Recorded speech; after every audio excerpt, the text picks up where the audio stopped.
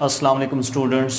10th physics के साथ मैं हूँ ग़ुलाम मुस्तफ़ा स्टूडेंट। आज के इस लेक्चर के अंदर हमने पढ़ना है कि ये जो साउंड वेव्स हैं ये लॉन्गिट्यूडनल होती हैं, यानी कि इनकी जो नोयत है वो लॉन्गिट्यूडनल है। तो यहाँ पे टॉपिक लिखा हो longitudinal nature of sound waves, कि आवाज़ की लॉन्गिट्यूडनल ख़ासियत। ठीक हो गया जी। तो यहाँ पे आप देख सकते हैं 11.6 फिगर अगर आप देखें तो इस फिगर से ये साबित हो रहा है कि जो आवाज़ की वेव्स हैं वो लॉन्गिट्यूडनल होती हैं। सबसे पहले तो आपको लॉन्गिट्यूडनल वेव्स का पता होना चाहिए कि लॉन्गिट्यूडनल वेव्स होती क्या हैं। मैंने आपको पढ़ाया था कि ऐसी वेव्स हैं जिनमें जो मीडियम है, जिस मीडियम के अंदर वेव्स ट्रैवल कर रही होती हैं, उस मीडियम के पार्टिकल की वाइब्रेटरी मोशन जो होती है उसकी सीमत और वेव की प्रोपेगेशन की सीमत अगर सेम हो, पैरेलल हो, तो फिर इस तरह की वेव्स को हम लॉन्गिट्यूडनल वेव्स बोलते हैं। जैसे स्लिंकी की मैंने आपको एग्जांपल दी थी। तो स्लिंकी को जब आप ऐसे फॉरवर्ड बैकवर्ड जो है वो उसको मूव करवाते हैं तो उसके अंदर लहरें पैदा होती हैं जो कि आपके हाथ से दीवार की जानब जा रही होती हैं। ठीक हो गया जी। तो आप नोट करते हैं कि जो वेव्स हैं वो आपके हाथ से दीवार की जानब जा रही। क्लियर है। अब जो उसके उस स्लिंकी होगा आपके पास, उसके अगर पार्टिकल देखें तो उनकी मोशन भी ऐसे ही होगी, यानी कि वाइब्रेटरी मोशन इस तरह की होगी। अब आप देख सकते हैं कि जो स्लिंकी हमारे पास उसकी वाइब्रेटरी मोशन भी हॉरिजॉन्टल है, ठीक है। और जो वेव की प्रोपेगेशन है, यानी कि वेव का एक जगह से दूसरी जगह मुंतकिल होना या फिर वेव की जो डायरेक्शन है वो भी हॉरिजॉन्टल है। तो हम कह सकते हैं कि ये जो वेव्स प्रोड्यूस हो रही हैं स्लिंकी के अंदर इस तरह से, इन वेव्स को हम लॉन्गिट्यूडनल वेव्स बोलते हैं। तो आवाज़ की जो वेव्स हैं वो भी लॉन्गिट्यूडनल होती हैं, ठीक है। खुद नेचुरल जब आप बोलते हैं तो आपका जो लिरिंक्स है वो वाइब्रेट करता है जिससे आवाज़ पैदा होती है, ठीक है जी। अब जैसे ये आवाज़ आपके मुंह से बाहर निकलती है तो यहाँ पे हवा के पार्टिकल मौजूद होते हैं। याद रखिएगा आवाज़ जो है ये मैकेनिकल वेव है और इसके लिए मीडियम का होना लाजमी है। अगर आप खला में जाके बात करते हैं तो आप नहीं बोल सकेंगे, आपकी आवाज़ जो है वो ट्रैवल नहीं कर सकेगी। बोल तो रहे होंगे लेकिन जो आवाज़ है वो एक जगह से दूसरी जगह मुंतकिल नहीं हो पाएगी। तो जब आपकी आवाज़ निकलती है तो आवाज़ जो है वो सामने वाले हवा के पार्टिकल को कंप्रेस कर देती है, उनको दबा देती है, यानी कि पार्टिकल जो है वो आगे की जानब मूव कर जाते हैं। अच्छा, जब ये पार्टिकल आगे की जानब मूव करते हैं तो ज़ाहिर पार्टिकल क्या हो जाते हैं, करीब करीब हो जाते हैं। इस प्रोसेस को, इस पोर्शन को जो है वो हम कंप्रेशन बोलते हैं, ठीक है।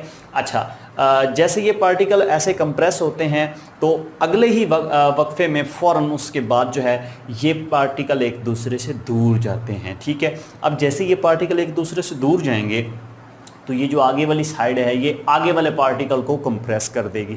मतलब जहाँ पे पहले कंप्रेशन था उधर से पार्टिकल दूर हो गए, उस पोर्शन को हम अब बोलेंगे रेयरफेक्शन। ये सारी चीज़ें मैं आपको ऑलरेडी पहले से बता चुका हूँ, ठीक है।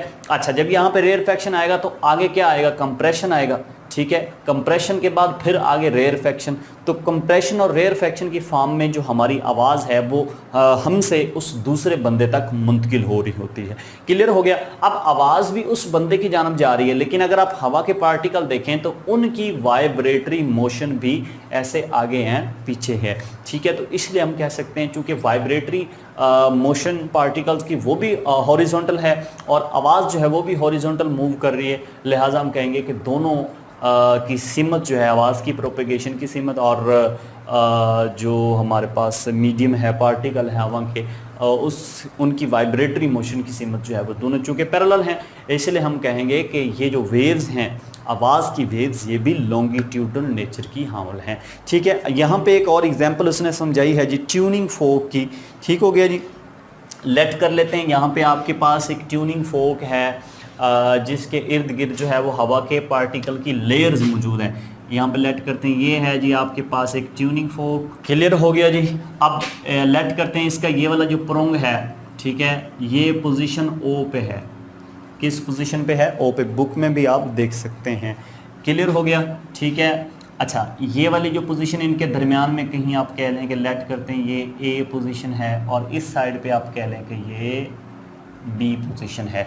अच्छा, इस ट्यूनिंग फोर्क के तमाम अतराफ में हवा के पार्टिकल मौजूद होंगे, लेकिन हम जस्ट इस साइड वाले हवा के पार्टिकल्स की जो लेयर्स हैं उनको कंसाइडर कर लेते हैं। लेट करते हैं भाई ये इसके साथ जो है वो हवा के पार्टिकल्स मौजूद हैं। तो क्लियर हो गया जी। अब देखें ये जो हवा के पार्टिकल्स की लेयर्स हैं, जो कि तहें हैं हवा के पार्टिकल्स की, उनके मालिक्यूल्स की, उनके दरमियान जो फासला है वो तकरीबन मैंने कांस्टेंट रखने की कोशिश की है। अगर यहाँ पे आपको क्लियर नहीं हो रहा तो आप ये शक्ल देख सकते हैं 11.6, इसमें जो ए वाला पार्ट है उसमें आप देखें, ए वाली जो शक्ल है उसमें आप देखें तो जितनी भी हवा की लेयर्स हैं उनके दरमियान जो फासला है वो यूनिफॉर्म है, एक जैसा है। ठीक है। अच्छा, अब आपने क्या करना है कि ये जो ट्यूनिंग फोक का ये वाला जो प्रोंग है इसको वाइब्रेट करवाना है। क्या करवाना है? वाइब्रेट। यानी कि पहले इसको यूं कह लो कि इस साइड से आपने, इस साइड से हथौड़े की मदद से आप इस प्रोंग को ऐसे हिट करेंगे। ऐसे जैसे ये प्रोंग के साथ जो है वो फोर्स लगाएंगे तो क्या होगा, ये प्रोंग वाइब्रेट करेगा। यानी कि इधर से हिट लगती तो पहले ये इस साइड पे आएगा, यानी कि ये मूव करता हुआ कहाँ पे पहुंचेगा? बी पे। अच्छा, जब ये प्रोंग जो है ये मूव करके बी पे पहुंचेगा तो ये वाले हवा के जो मालिक्यूल होंगे क्या ये इनको कंप्रेस नहीं कर देगा? बिल्कुल इनको जो है ये कंप्रेस कर देगा और इसकी शक्ल जो है वो कुछ यूं बन जाएगी। मैं यहाँ पे दोबारा इसको बना देता हूँ जी। तो जब आप इसको हिट करेंगे तो ये प्रोंग जो है वो ओ से मूव करके कहाँ पे पहुंचेगा? बी पे पहुंचेगा। तो इसके साथ वाले जो हवा के पार्टिकल्स की लेयर्स हैं वो एक दूसरे के इंतहाई करीब हो जाएंगे, यानी कि उनका दरमियानी फासला बहुत ही कम हो जाएगा और इस पोर्शन को हम बोलते हैं कंप्रेशन। इसको क्या बोलेंगे जी?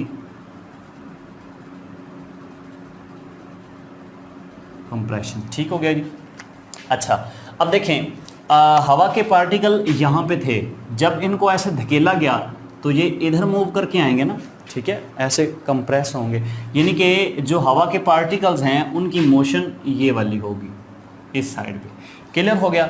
अच्छा, जब ये दोबारा बी से ओ पे जाएगा तो आपको पता है ये ओ पे नहीं रुकेगा क्योंकि इसकी मोशन वाइब्रेटरी है, इसलिए ये ओ से आगे क्रॉस करके कहाँ पे चला जाएगा? ए पे चला जाएगा। अब इन पार्टिकल्स को जब ये बी से ओ पे आएगा तो ये नॉर्मल हालत में आ जाएंगे। अब ओ पे ये रुकेगा नहीं, आगे गुजर जाएगा तो इन पार्टिकल्स को और ज़्यादा स्पेस मिल जाएगी, यानी कि और इनके दरमियान फासला बढ़ जाएगा। जैसे मैंने ये वाली शक्ल बनाई हुई है तो आप यहाँ पे देख सकते हैं जी। तो ये वाला प्रोंग बी से ओ से होता हुआ और कहाँ पे पहुँच गया? ए पे। तो इनको ज़्यादा स्पेस मिल गई, इसलिए ये पार्टिकल एक दूसरे से दूर दूर हो गए। और इन पोर्शंस को जहाँ पे पार्टिकल एक दूसरे से बहुत ज़्यादा दूर होते हैं इनको हम बोलते हैं रेयरफेक्शन। इनको हम क्या बोलेंगे जी? रेयरफेक्शन। तो अब देखें, जब ये बी से ओ पे जाएगा तो नॉर्मल हालत हो जाएगी, यानी कि पहले ये पार्टिकल इधर मूव करके आए थे, लेकिन जैसे ही ये प्रोंग जो है वो बी से ओ पे जाएगा तो ये प्रोंग चूंकि वापस मुड़ेगा, इसलिए ये जो पार्टिकल है ये भी वापस अपनी उस जगह में जाएंगे।